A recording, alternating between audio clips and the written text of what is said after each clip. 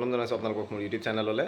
আজি অসমৰ যি বাজেট অধিৱেশন আছিলে, বাজেট যি দাখিল কৰা হৈছিলে 2026-27 বৰ্ষৰ, এই বাজেটখনত বহুতো উল্লেখযোগ্য কথা ইয়াতে আছে। আপোনালোকৰ গোটেই অসমৰ সামগ্ৰিক বিকাশৰ পৰা লৈ পেলাই ক'ত কিমান টকা পইচা তেওঁলোকে আবণ্টন দিব, ক'ত কিমান পেকেজ দিব, শিক্ষানুষ্ঠান প্ৰতিষ্ঠানক তেওঁলোকে ক'ত কেনেকৈ কি কৰিব, নতুন কি বস্তু মানে চব বস্তুখিনি ইয়াতে উল্লেখ কৰা আছে। আৰু ভেৰি ইম্পৰ্টেণ্ট হয় আপোনালোকে বাজেটৰ প্ৰত্যেকটো বস্তু ভালদৰে পঢ়ি ৰাখিব, কাৰণ APSCৰ আপোনালোকৰ বহুতৰে মেইনছ আহি আছে, বেলেগ বেলেগ পৰীক্ষাবিলাকো আছে। চ' ইয়াৰ পৰা বহুখিনি বস্তু কিন্তু তাত যাব। চ' এইটো কাৰণে এইটো বহুত ইম্পৰ্টেণ্ট হয়, ভালদৰে অলপ চাব। এতিয়া আহোঁ আমি মূল কথালৈ। চ' আপুনি যিহেতু ভিডিঅ' চাই আছে, ভিডিঅ' চাই থকা এটাই কথা যে আপুনি হয়তো চাকৰি কৰে বা আপুনি চাকৰি পাবলৈ ট্ৰাই কৰি আছে। এতিয়া কথা হৈছে যে এই বাজেট যি ভাষণ আছিলে আজি, তাতে কৰ্মচাৰীখিনিৰ ক্ষেত্ৰত বহুতো মানে কথা কোৱা হৈছে, বহুখিনি বস্তু তাতে দিয়া হৈছে। নিশ্চিতভাৱে ভাল খবৰ, বৰ বেছি ভাল বুলিও নকওঁ, কিন্তু বহুত ভাল ভাল খবৰ আছে। চ' যি কি নহওক, প্ৰথম কথা হৈছে যে ইয়াতে আপোনালোকৰ হোম লোনৰ পৰা লৈ পেলাই, কাৰ লোনৰ পৰা লৈ পেলাই, আপোনালোকৰ জিৰ' ইঞ্চুৰেঞ্চ প্ৰিমিয়ামৰ পৰা লৈ পেলাই, কম্পেশ্যনেট ফেমিলি পেঞ্চনৰ পৰা লৈ পেলাই বহুখিনি বস্তু আছে। অ'কে, আৰু ইম্পৰ্টেণ্ট বহুত নতুন বস্তু কিছুমান ইণ্ট্ৰডিউচ কৰা হৈছে, যেনে পেটাৰ্নিটি লিভ। অ'কে, তো তেনেকুৱা বহুখিনি বস্তু আছে। চ' ভাল ভাল কথা আছে। যিটো আপাৰ লিমিট আছিলে, চিলিং আছিলে হোম লোনৰ ক্ষেত্ৰত, সেইটোও বৃদ্ধি কৰা হৈছে। তো বহুখিনি বস্তু আছে, আমি একবাৰ চাই লওঁ। আপোনালোকে প্ৰত্যেকে যিহেতু চাকৰি কৰি আছে বা যিসকলে চাকৰিৰ কাৰণে প্ৰিপেয়াৰ কৰিছে, আগন্তুক দিনতো পাব, তো সকলোৰে কাৰণে বস্তুটো প্ৰযোজ্য হয়। ভালদৰে চাই ল'ব, গোটেই বস্তুখিনি বুজি ল'ব, সহজ হ'ব। চ' এয়া আপোনালোকে চাব, আজি বাজেটৰ যি ভাষণ আছিলে, তাতে বাজেট দাখিল কৰাৰ যি সময়ত যি কথা কোৱা হৈছিলে, তাতে এইখন 2026-27 বৰ্ষৰ যি বাজেট। চ' কৰ্মচাৰী, অসম চৰকাৰৰ যিসকল কৰ্মচাৰী আছে, সেইসকলৰ কাৰণে যি কল্যাণ যি আঁচনি আছে, তাতে কি বস্তু আছে এইটো চাই লওঁ আহক। অসমৰ সেৱাত নিয়োজিতসকলক অধিক শক্তিশালীকৰণৰ দিশত খোজ। তো তথাপি আজি দিয়ে কথাটো নক'লে বাৰু, বাদ দিছোঁ বাৰু, এইটো আমি বাকীখিনি চাই লওঁ। চ' অষ্টম ৰাজ্যিক দৰমহা আয়োগ গঠন। দৰমহা আয়োগ গঠন হৈয়ে আছে, কিমানবাৰ গঠন কৰে বাৰু, ঠিক আছে। এইবাৰ ফৰ্মেলি তেওঁলোকে বাজেটত সেই বস্তুটো ইণ্ট্ৰডিউচ কৰিছে। অ'কে, চ' ভাল কথা। দ্বিতীয়তে, চৰকাৰী কৰ্মচাৰীৰ বাবে 2 সপ্তাহৰ পিতৃত্বকালীন ছুটী, অৰ্থাৎ paternity leave for all the Assam state government employees, male employees 15 দিনৰ কাৰণে দিব। 2 সপ্তাহ বুলি কৈছে, 15 দিনৰ কাৰণে এই ছুটীটো দিব। চ' এইটো এতিয়া বাজেট ভাষণ হৈছে। ইয়াৰ পিছত আপোনালোকৰ অৰ্ডাৰ ওলাব, গেজেটত পাব্লিছ হ'ব, বা এক্সিকিউটিভ অৰ্ডাৰ আপোনালোকৰ ওলাব, তেতিয়া সেই বস্তুটো ইমপ্লিমেণ্ট হ'ব। তো এতিয়া ভাষণত এইটো বস্তু কোৱা হৈছে। ইয়াৰ পিছত আহিলে আপোন ঘৰ আঁচনিৰ ম্যাদ আৰু 5 বছৰলৈ বাবে বৃদ্ধি।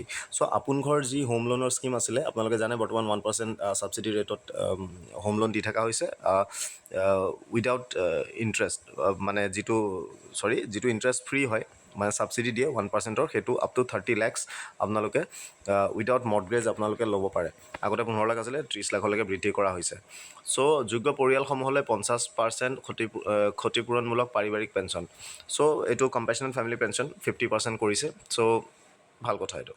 চ' নগৰাঞ্চলত গৃহ ঋণৰ সৰ্বোচ্চ সীমা 50 লাখলৈ বৃদ্ধি। চ' আপোন ঘৰ আঁচনিৰ যিটো আছে, চ' যিসকল মানে আৰ্বান এৰিয়াত থাকে, তেওঁলোকৰ কাৰণে 50 lakhs কৰা হৈছে। 50 lakhsলৈকে আপোনালোকৰ কোনো কলেটৰেল নালাগে, অৰ্থাৎ কোনো ধৰণৰ আপোনালোকে মৰ্টগেজ দিব নালাগে, আৰু ইণ্টাৰেষ্ট আপোনালোকে ছাবচিডি পাব 50 লাখলৈকে। কিন্তু বাকী যিখিনি ৰুৰেল এৰিয়া আছে বা ছেমি আৰ্বান এইবিলাক আছে, সেইবিলাকৰ ক্ষেত্ৰত 30 lakhsহে হৈ আছে। চ' আৰ্বানৰ ক্ষেত্ৰত 50 lakhs কৰা হৈছে। চ' 54টা সঞ্চালকৰ ডাইৰেক্টৰেট যিমানখিনি অফিচ আছিলে, সেইখিনি আপোনালোকৰ বেতকুছিৰ নতুন ইণ্টিগ্ৰেটেড কমপ্লেক্সত সেইখিনি কৰিব। ইয়াৰ লগতে আপোন বাহন আঁচনিৰ ম্যাদ আৰু 5 বছৰৰ বাবে বৃদ্ধি। চ' আপোন বাহন যিখন আছিলে স্কীম, চ' সেই স্কীমখনো আৰু নেক্সট 5 yearsৰ কাৰণে তেওঁলোকে বৃদ্ধিৰ কাৰণে তেওঁলোকে প্ৰস্তাৱ দিছে। চ' 5 yearsলৈকে আপোনালোকৰ এইটো বাঢ়ি যাব। চ' এইটো আপোনালোকে মনত ৰাখিব। চ' বৈদ্যুতিক বাহন ক্ৰয়ৰ ক্ষেত্ৰত 4% সুদ ৰেহাই। চ' এতিয়া বৰ্তমান আপোন বাহন আঁচনিত কি আছিলে, যে মই পুৰুষসকলৰ ক্ষেত্ৰত কৈছোঁ, পুৰুষসকলে যদি গাড়ী কিনে, পেট্ৰল গাড়ীৰ ক্ষেত্ৰত 2% ইণ্টাৰেষ্ট ছাবচিডি মানে কি হৈছে, আপুনি ধৰক গাড়ী এখন কিনিছে, গাড়ীখনৰ ইণ্টাৰেষ্ট ৰেট 8%, অ'কে, লোনটোৰ 8% আছে। চ' 8% আপুনি 8% দিব লাগিব, কিন্তু কি হয় 2% এটা আপুনি নিজৰ বেংক একাউণ্টত ঘূৰাই পায়। সেইটো 3 month বা 6 month বা 1 yearly তেনেকৈ গভৰ্ণমেণ্টে পে' কৰে। চ' ইফেক্টিভ আপোনাৰ ৰেট অফ ইণ্টাৰেষ্ট 6% হয়। চ' ডিজেল গাড়ী আপুনি কিনিলে 2%, পেট্ৰল কিনিলে 3%, আৰু EV যদি আপোনালোকে কিনে 3% আপোনালোকে পাই আছিলে। চৰি, মোৰ কোৱাত ভুল হৈছে। ডিজেল আৰু পেট্ৰলৰ ক্ষেত্ৰত 2% আৰু EV ক্ষেত্ৰত 3%, পুৰুষসকলৰ ক্ষেত্ৰত। চ' মহিলাসকলৰ ক্ষেত্ৰত এই গোটেইখিনি আপোনালোকৰ 3% আছিলে। আৰু বৰ্তমান কি কৰিছে, সকলোৰে কাৰণে EV যদি আপোনালোকে কিনে 4% আপোনালোকৰ ছাবচিডি হ'ব। অ'কে, 4% আপোনালোকে ছাবচিডি পাব ইণ্টাৰেষ্টৰ হেৰিয়াত। ইয়াৰ লগতে স্বচ্ছ বদলি ব্যৱস্থাৰ বাবে স্বাগত সতীৰ্থ পৰ্টেলৰ বছৰত 2বাৰ মুকলি কৰাৰ লক্ষ্য।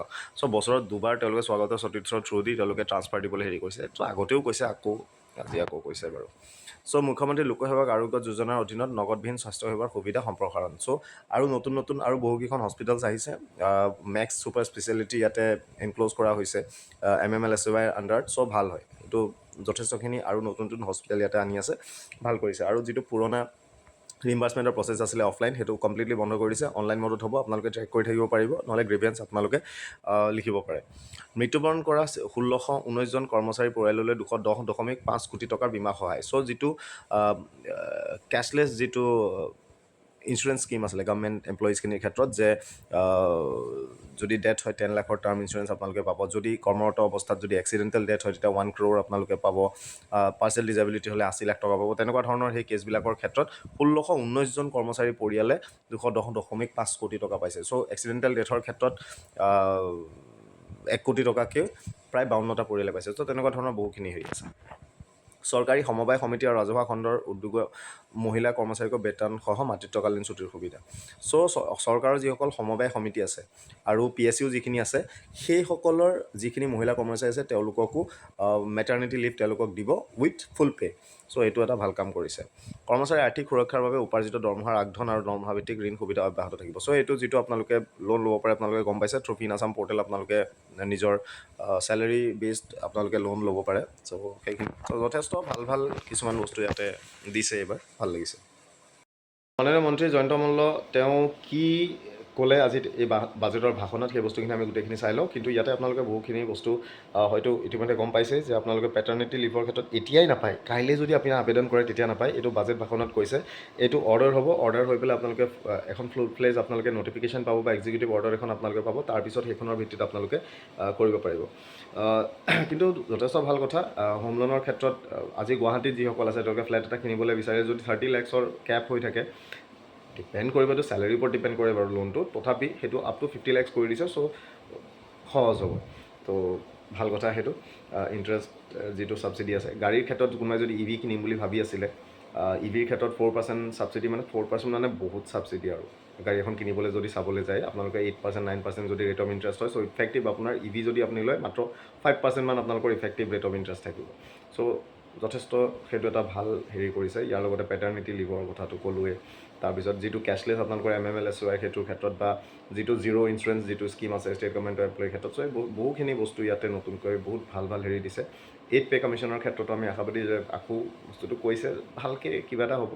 চ' যথেষ্ট ভাল। যিসকল ছাৰ্ভিং আছে তেওঁলোকেতো পাবই, যিসকল নতুনকৈ সোমাবলৈ গৈছে তেওঁলোকো পাব। আৰু আমি আশা কৰিছোঁ এই সুবিধাখিনি কণ্টেক্সুৱেল এমপ্লয়ীৰ ক্ষেত্ৰতো প্ৰযোজ্য কৰিব, কাৰণ তেওঁলোকৰো আৰ্থিক এটা সবলভাৱে তেওঁলোকেও যাতে চলিব পাৰে, সেইটো কাৰণে তেওঁলোকৰ যাতে এই কিছুমান টেনশ্যন যাতে নোহোৱা হয়, এইবিলাক স্কীমৰ যোগেদি সেইটো তেওঁলোকক কৰাব লাগে। চ' কি কৈছিলে আজি চাই লোৱা আহক। কৰ্মচাৰীৰ কল্যাণে জনসেৱাৰ ভেটি, কৰ্মচাৰীৰ কল্যাণ। মাননীয় অধ্যক্ষ মহোদয়, আমাৰ চৰকাৰৰ কৰ্মচাৰীসকলৰ কল্যাণৰ বাবে দায়বদ্ধ। বিত্তীয় শৃংখলা বজাই ৰাখি ন্যায্য বেতন নিশ্চিত কৰাৰ বাবে আমি 8ম ৰাজ্যিক দৰমহা আয়োগ গঠন কৰিছোঁ।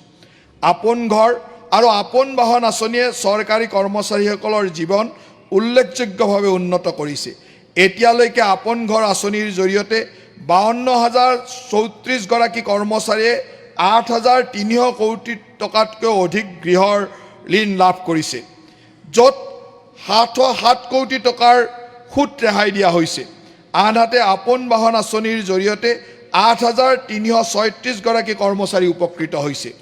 এই অভূতপূৰ্ব সঁহাৰিৰ প্ৰতি লক্ষ্য ৰাখি মই আপোন ঘৰ আঁচনিৰ ম্যাদ অহা 5 বছৰৰ বাবে বৃদ্ধি কৰাৰ প্ৰস্তাৱ আগবঢ়াইছোঁ। লগতে নগৰ অঞ্চলত ঋণৰ সৰ্বাধিক সীমা 50 লাখ টকালৈ বৃদ্ধি কৰাৰ প্ৰস্তাৱ দিছোঁ। মই আপোন বাহন আঁচনিখনো আগন্তুক 5 বছৰৰ বাবে সম্প্ৰসাৰণ কৰাৰ প্ৰস্তাৱ আগবঢ়াইছোঁ। লগতে ৰাজ্যত স্বচ্ছ আৰু বহনক্ষম যাতায়াত ব্যৱস্থাক উৎসাহিত কৰাৰ বাবে বৈদ্যুতিক বাহনৰ ক্ষেত্ৰত সুতৰ ৰাজসাহায্য 4% বৃদ্ধিৰ প্ৰস্তাৱ দিছোঁ। বৈদ্যুতিক বাহনৰ ক্ষেত্ৰত সাধাৰণ নাগৰিকে থকা গাড়ী মটৰ কৰ ৰেহাইৰ সুবিধা আমাৰ কৰ্মচাৰীসকলেও লাভ কৰিব। এই বিষয়ে সবিশেষ ৰাজহ সংস্কাৰ অধ্যায়ত উল্লেখ কৰিম। মুখ্যমন্ত্ৰী লোকসহায়ক আৰোগ্য যোজনাৰ অধীনত ইতিমধ্যে উপলব্ধ চিকিৎসা ব্যয় পৰিশোধৰ সুবিধাৰ উপৰিও আমি প্ৰতিষ্ঠিত চিকিৎসালয়সমূহক তালিকাভুক্ত কৰি সৰ্বাধিক নগদবিহীন চিকিৎসাৰ ব্যৱস্থা কৰিবলৈ প্ৰয়োজনীয় পদক্ষেপ গ্ৰহণ কৰিছোঁ। অধ্যক্ষ মহোদয়, দৰমহাসহ মাতৃত্বকালীন ছুটিৰ সুবিধা চৰকাৰী ছ'চাইটি আৰু ৰাজহুৱা খণ্ডৰ প্ৰতিষ্ঠানৰ কৰ্মচাৰীসমূহলৈ সম্প্ৰসাৰণ কৰা হ'ব। এতিয়াৰ পৰা চৰকাৰী কৰ্মচাৰীৰ লগতে চৰকাৰী ছ'চাইটি আৰু ৰাজহুৱা খণ্ডৰ কৰ্মচাৰীয়েও মাতৃত্বকালীন ছুটি লাভ কৰিব। সন্তানৰ যত্নত পিতৃৰ অংশগ্ৰহণৰ উৎসাহিত কৰিবলৈ আমাৰ চৰকাৰে কৰ্মচাৰীসকলক বাবে 2 সপ্তাহৰ পিতৃত্বকালীন ছুটিৰ প্ৰদান কৰাৰ প্ৰস্তাৱ আগবঢ়াইছে। 2017 চনৰ 1 এপ্ৰিলৰ পিছত চাকৰিত যোগদান কৰা আৰু যোগদানৰ এবছৰৰ ভিতৰত চাকৰি কৰি থকা অৱস্থাত মৃত্যুবৰণ কৰা কৰ্মচাৰীসকলৰ পৰিয়াললৈ অনুকম্পামূলক পৰিয়াল পেঞ্চনৰ 50% সুবিধা প্ৰদান কৰাৰ প্ৰস্তাৱ আগবঢ়োৱা হৈছে। এই সুবিধা অনুমোদিত তাৰিখৰ পৰা কাৰ্যকৰী হ'ব। গুৱাহাটী বেতকুছিত আমি এটা সংহত সঞ্চালকালয় চৌহদ নিৰ্মাণ কৰি আছোঁ। 54টা সঞ্চালকালয়ে ইয়াত অত্যাধুনিক পৰিৱেশত কাম কৰিব। ফলত কৰ্মচাৰীসকলৰ উৎপাদনশীলতা, সমন্বয় আৰু নাগৰিককেন্দ্ৰিক সেৱা প্ৰদান ব্যৱস্থাক অধিক শক্তিশালী হ'ব। স্বাগত সতীৰ্থ পৰ্টেলে তৃতীয় আৰু চতুৰ্থ বৰ্গৰ কৰ্মচাৰীসকলৰ বদলি প্ৰক্ৰিয়াত স্বচ্ছতা নিশ্চিত কৰিছে। বদলি প্ৰক্ৰিয়া অধিক সুশৃংখলিত কৰাৰ বাবে এই পৰ্টেল বছৰত 2বাৰকৈ মুকলি কৰা হ'ব। প্ৰায় 13,500 গৰাকী কৰ্মচাৰী ইয়াৰ জৰিয়তে উপকৃত হৈছে। কৰ্মৰত অৱস্থাত মৃত্যুবৰণ কৰা কৰ্মচাৰীক প্ৰায় 1,619টা পৰিয়ালে বয়শূন্য বীমা পেকেজৰ অধীনত 210 কোটি 50 লাখ টকাৰ বীমা সুবিধা লাভ কৰিছে। ইয়াৰ ভিতৰত 1,565টা পৰিয়ালে প্ৰত্যেকে 10 লাখ টকাৰ ম্যাদী বীমা লাভ কৰিছে আৰু 54টা পৰিয়ালৰ প্ৰত্যেকে 1 কোটি টকাৰ দুৰ্ঘটনা বীমাৰ সুবিধা লাভ কৰিছে। এই পদক্ষেপৰ জৰিয়তে আমি কঠিন সময়ত কৰ্মচাৰীসকলৰ পৰিয়ালৰ কাষত থাকি সহায়ৰ হাত আগবঢ়াই যাম। অগ্ৰিম আৰ্জিত বেতন বা বেতন সংলগ্ন ঋণ আঁচনিৰ দৰে পদক্ষেপৰ জৰিয়তে আমি চৰকাৰী কৰ্মচাৰীসকলৰ আৰ্থিক কল্যাণৰ বাবে সমৰ্থন অব্যাহত ৰাখিম। এই আঁচনিৰ অধীনত প্ৰায় 2,642 গৰাকী কৰ্মচাৰীয়ে অগ্ৰিম আৰ্জিত বেতনৰ সুবিধা লাভ কৰিছে আৰু 3,164 গৰাকী অধিক কৰ্মচাৰীয়ে বেতন সংলগ্ন ঋণ আঁচনিৰ সুবিধা লাভ কৰিছে। গোটেইখিনি বস্তু বুজি পালে, গোটেই বাজেটৰ ভাষণটো আপোনালোকে চালে, গোটেই বস্তুখিনিও দেখুৱালোঁ। চ' ভাল লাগিছে, ভাল কিছুমান কথা কৈছে আৰু আমি আশাবাদী আগন্তুক দিনত আৰু ভাল কিছুমান কাম কৰি যাব। চ' ইমানে আছিলে, থেংক ইউ। নতুন ভিডিঅ'তে আকৌ লগ পাম। আজিলৈ ইমানেই। কিবা যদি থাকে কমেণ্টত জনাব।